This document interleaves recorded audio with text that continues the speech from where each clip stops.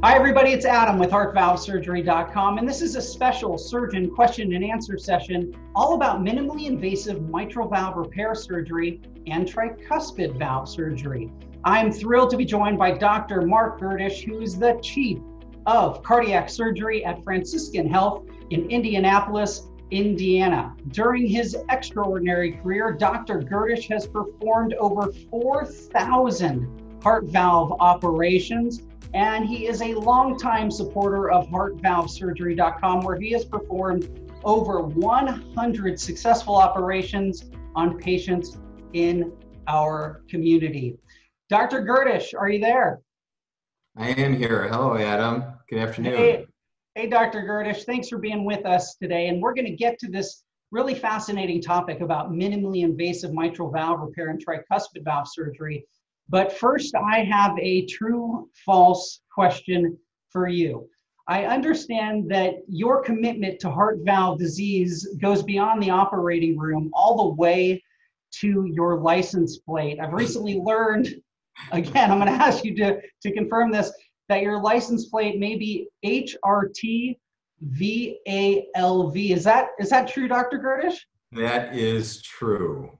Yeah, and it leads me to kind of this question for you, which is your dedication, your commitment, your research, and your innovation in heart valve therapy. What is it about this segment of cardiac that is so attractive and exciting to you?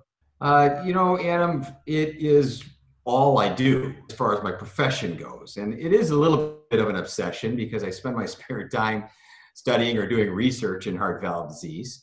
And it's been a very fulfilling career for me. So it does kind of dominate my life outside of my family. And it's true, it made its way over to my license plate. It was actually my wife Lori Ann's concoction, but we enjoy it. And it simply symbolizes kind of what my life is about. And Dr. Gerdish, I'm thankful that you have that obsession. And so are so many people in our community who are doing so well thanks to the care that you're providing to them there in Indianapolis at Franciscan Health. And let's now kind of shift gears and get to the topic at hand, all about mitral valve defects and how you go about repairing them. And let's just maybe start for patients who are perhaps newly diagnosed and learning all about mitral valve disease. Can you explain what a mitral valve disease is? I mean, that's a very important question because so many people are told they have something about their mitral valve. They have mitral valve prolapse. They have a leaking mitral valve. They have changes in the valve. And mitral valve disease is a global term, really, for anything that affects the function of the valve, the performance of the valve. So that can be something that changes in the valve itself, the actual tissue of the valve, or it can be something that changes about the shape of the heart, the left ventricle. Because the mitral valve and the left ventricle work in synergy. As the heart squeezes, the mitral valve moves with it, and changes in the architecture of the heart will also change the performance of the valve. So it's a very global term in that sense. There can be destruction of the valve, for example, from endocarditis, infection, or from rheumatic disease when people have rheumatic fever when they're young, or they can have calcification of the valve as they age. The most common disorder of the mitral valve, though, is leaking mitral valve from what we call degenerative disease. Dr. Gerdish, is mitral valve disease common? People are often told they have something going on with their mitral valve, and as much as probably between 2 and 4% of the people in the world have mitral valve prolapse. So people will say, I have mitral valve prolapse. And that's fairly common. It doesn't cause any major problems, but it is a precursor to more substantial mitral valve disease. So if you have it, it puts you a little bit more increased risk of having more substantial leakage of the valve. And if we did echocardiograms on 100 people, random people, 20 of them are going to have some leak of the valve. Thanks for the structural overview and a description of the commonality of this problem, Dr. Gerdish. I guess if I'm a patient and I've been newly diagnosed, I'm curious to know what are some potential symptoms of this disease that I should be looking out for, if anything. Can you talk about that? It's very important in all of valve disease that we recognize that although symptoms are key elements, they are triggers for action, they also aren't always obvious. So when people have valve disorders, sometimes it's a very kind of insidious, slow process, and they think that they're just kind of aging, or they put on a couple of pounds, and that's why they're not as active as they were before. They feel more fatigued, but they don't recognize that it's related to their valve. So often we'll have someone with substantial mitral valve disease who isn't fully aware of it, but when we stress them, let's say we put them on a treadmill, or we talk to them about climbing stairs. Well, I haven't climbed stairs in a long time. Well, climb a flight of stairs. And then they notice a difference. The other thing is that people that are a little more in tune to it, their own physiology, they'll notice it as something like that. In other words, well, 6 months ago, I was running up the stairs, and now I kind of have to saunter up. I have to take my time. I know there's something different. So it has a little bit to do with psychology and a little bit to do with the patient's baseline level of activity when we talk about symptoms. Symptoms can be shortness of breath, fatigue, gaining fluid weight, so maybe some swelling in the ankles or just retention of fluid. Palpitations, the feeling of fluttering in the chest that can signal an irregular heart rhythm like atrial fibrillation, or just some brief episodes of rapid heart rate. People can have chest pain too. It's not impossible to have pain from a mitral valve. It's a little unusual, but people will have atypical chest discomfort from mitral valve disorder. Dr. Gerdish, I love the way you describe this as an insidious cardiac disease, because I talk to so many patients who say, I feel fine, yet their heart might be getting more and more damage as the disease progresses. I'm curious to know, what are some of the risks for patients out there from something like mitral regurgitation? Mitral regurgitation, the understanding of the disease and the impact on the person, has evolved along with our ability to repair the valve. So the story, if you look at it over several decades, is an interesting one in the sense that in the past we waited, in general, the medical community waited until people had real symptoms or their heart enlarged. Now, as over the last 30 years, we've developed our acumen to the point where we repair essentially every leaking mitral valve. The threshold has fallen because we want to be able to get to the patient before they have any permanent or irreversible change in the heart. So you're right, because the human body, because the heart is such a brilliant organism, and because we have this capacity to compensate, there's compensatory changes, we call them, where the heart enlarges in order to deal with extra volume and still delivers good cardiac output or blood flow to the body. But at the same time, the heart is enlarging. And that means there are changes in the muscle. That means there are changes in the architecture of the heart, and that there can be fibrosis in the heart muscle. So now we look for essentially anything that could be a potential trigger. One would be obviously if you have symptoms. And that would include if you have atrial fibrillation or irregular rhythm related to the leaking valve. If you have an elevation in the pressure in your lungs, pulmonary hypertension. If the left atrium is enlarging, the upper chamber of your heart. And that actually should be a trigger, because that means that that extra volume is being delivered back and forth across the mitral valve. The upper chamber is enlarging. There's consequence to that. And probably the most important trigger, although we don't like to wait for it, is if we see changes in the shape or dimensions of the left ventricle, because that's the powerhouse that generates your blood pressure. And that's a thick, hardy muscle. So if that starts to falter, we know that we're pretty far along in the process when we see changes in the left ventricle. Dr. Gerdish, I get lots of patient questions about the ejection fraction. What should patients know about the ejection fraction specific to mitral regurgitation? If someone has a moderate or severe mitral regurgitation, the amount of blood that they squeeze out of the heart every time it beats should be greater than normal. So let's say people will hear the term ejection fraction. That's the fraction of blood that leaves the left ventricle when it squeezes to go out to your body. So normal person, 55, 60%, because the heart squeezes, the mitral valve closes, the blood goes out to the body. If the mitral valve leaks, you're sending a lot of blood back into the left atrium and blood out to your body. So you can imagine that with that path of least resistance up in the left atrium, that now the heart initially is going to go from squeezing 60% out to 70 or 75% out because it's sending blood back out into the left atrium. So when we see a normal ejection fraction, 55%, 50% in someone who has mitral regurgitation, we're actually concerned because it should be higher.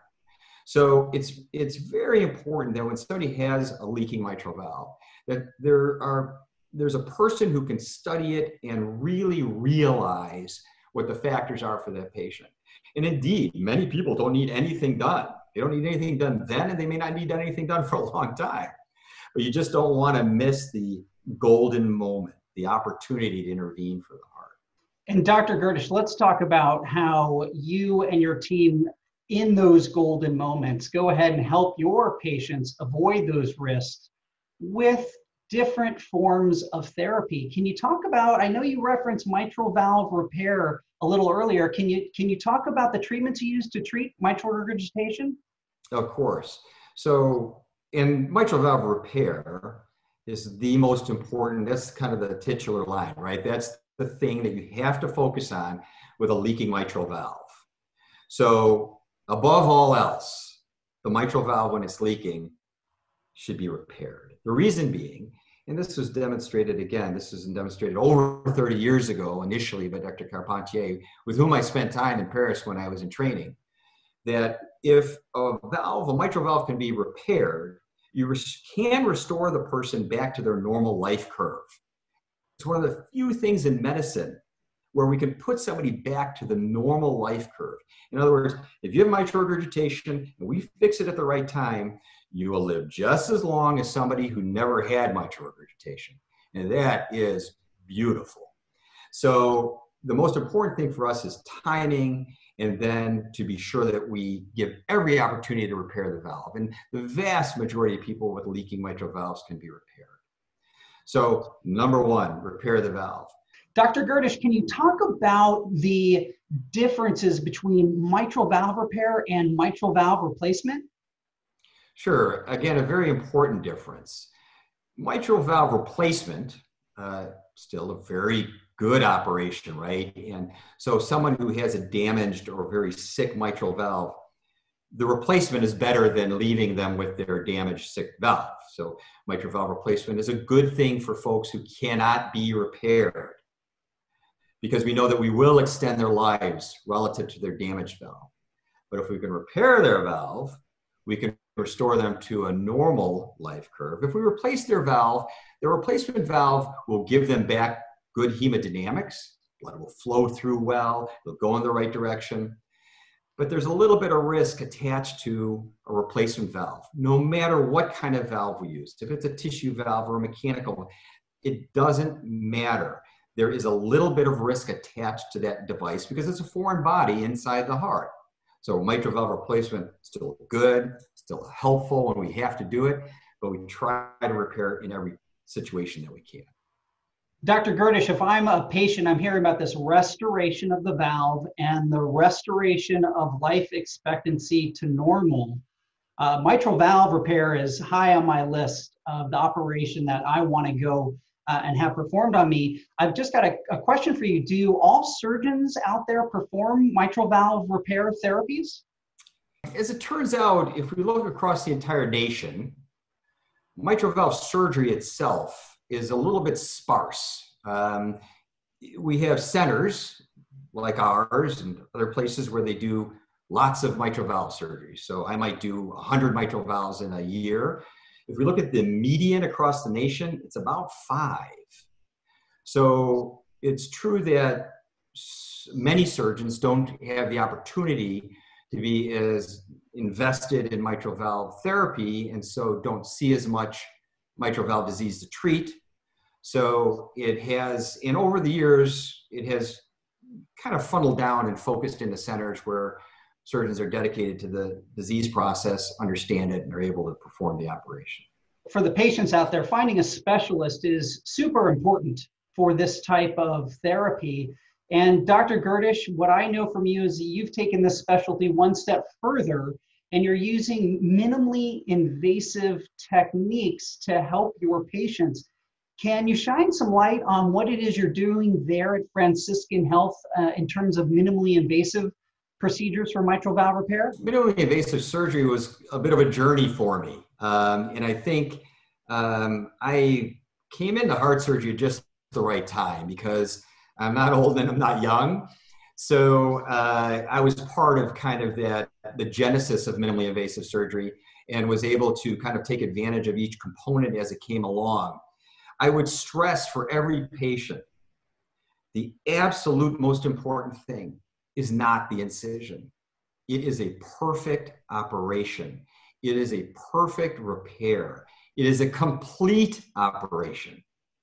So over the last couple of decades, I progressed toward doing simple things, complicated things, multiple things, to the point now where we're very comfortable through a small incision doing an entire set of operations at one time for a patient, an entire set of procedures.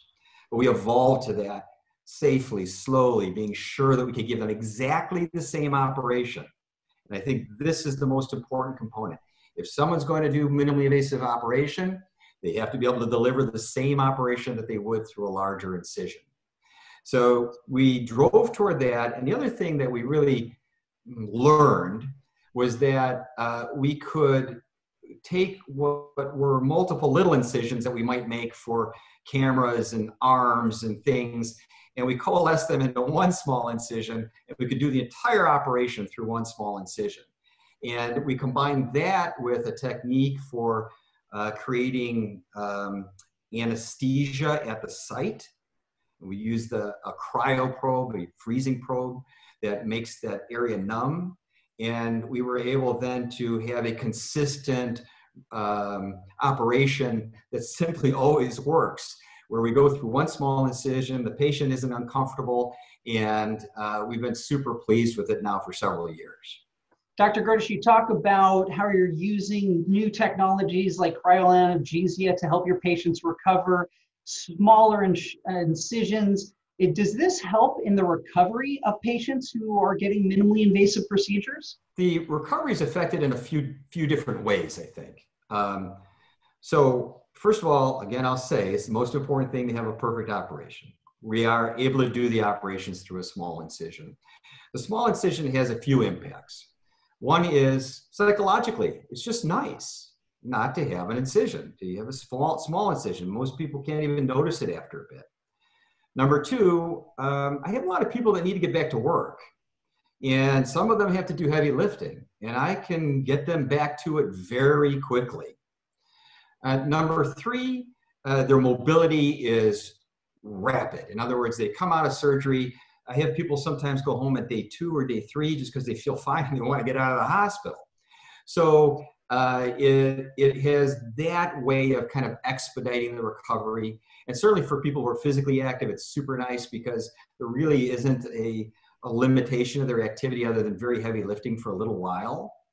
And specific to that recovery, Dr. Gerdish, I've talked to some of your patients. I've seen videos of them playing tennis and golf less than 3 weeks after the surgery. And on all their behalf, I can't thank you enough for your commitment to this space to take, first off, that safety is the key concern, and then add into it all these additional layers to get to a minimally invasive, safe procedure that enables a faster recovery. If you've got time, I have one other question for you that comes up frequently with the patients in the heartvalvesurgery.com community, which is this idea of, I've got mitral valve disease, regurgitation, and I'm going in for surgery, and my surgeon says to me, hey, while I'm fixing your mitral valve, I may need to go ahead and fix your tricuspid valve as well.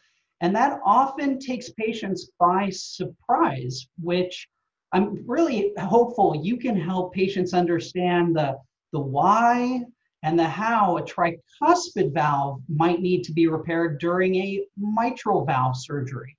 So there are really 2 conditions that are related to mitral regurgitation or mitral valve disease that often become an issue around the time of surgery. One is the tricuspid valve having some changes. Now, it's important to recognize that in tricuspid valve disease, when it's secondary disease, especially when it's related to the mitral valve, we're looking for two things. We're looking for if it leaks, of course. We're also looking at the dimensions of the tricuspid annulus, which is the fibrous structure that the leaflet's attached to. There's a strong body of evidence that when that annulus becomes enlarged, and we're not certain whether it is partly the same condition as affected the mitral valve or it's just secondary to the mitral valve. But when that is enlarged, even if the valve isn't leaking much or maybe not even leaking, that we should probably address it because it can leak later. So it is very important to be alert to the tricuspid valve. We who do a lot of valve surgery, we've all had patients that have come to us several years after their previous surgery where the mitral valve is still okay, but their tricuspid valve is leaking badly. And now we have to treat that valve as a second operation. So we talked about golden moments of opportunity before. There is an opportunity. When you're doing the mitral valve surgery, it really doesn't take much to add repair of the tricuspid valve. It can still be done through a minimally invasive incision. It adds just a little bit of time at the end of the operation. And you can address something that can become a problem later. So if we see elevated pressures in the lungs beforehand, if we see the leaking of the valve, if we see it enlarged, it should be addressed. I would add that second condition is atrial fibrillation. So as you know, Adam, I've been very proactive about this, and I think that it's super important that people recognize that atrial fibrillation is never just a little atrial fibrillation. It's a real condition that's progressive and chronic. So when patients are found to have atrial fibrillation as well, that has to be addressed at the time of their valve surgery. It definitely impacts their longevity, how well they live, and it should be treated at the same time. And that can be done minimally invasively as well. Dr. Gerdish, this is fascinating. So we've talked about mitral valve repair. We talked about tricuspid repair, AFib as a condition that definitely needs treatment as well. I'm sure the patients out there are wondering, can all of this be treated at one time using minimally invasive techniques? I think we have to be super clear about that not only can they be, they should be. So we cannot sacrifice any part of that operation, any procedure even for a small incision, right? So whereas I'm very comfortable treating all three through the small incision, someone else might not be, and to be honest, they should move over to a sternotomy then and make sure the patient gets the full operation. Everything has to be addressed at that first operation. Dr. Gerdish, the big question that I love to ask clinicians who dedicate their careers to the space is, what is your number one piece of advice for a patient out there who's considering mitral valve repair surgery right now? Number one piece of advice would be to first establish that you're with someone who can repair the valve. Second, and maybe competitive with first, is it someone that you're comfortable with? The relationship between a patient and a heart surgeon is completely unique, and it's pretty intense, right? You've decided on someone that's going to do heart surgery for you and determine the path of the rest of your life. So can the valve be repaired? Am I comfortable with the person who's going to do it because I'm about to enter into a very serious relationship? The rest of it falls into place. We've talked about the other things, right?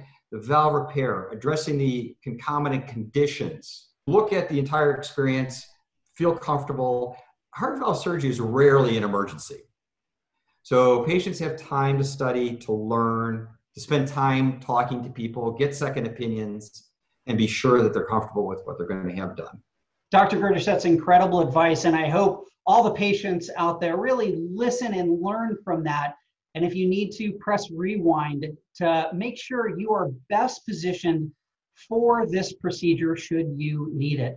And Dr. Gerdish, on that note, on behalf of all the patients at heartvalvesurgery.com, all the patients all over the world who are going to be watching this, I want to extend a tremendous thanks to you and the team there at Franciscan Health in Indianapolis for taking the time away from your very busy practice to share your clinical experiences and insights with us today. And as we always say here at heartvalvesurgery.com, keep on ticking. Thank you, Adam.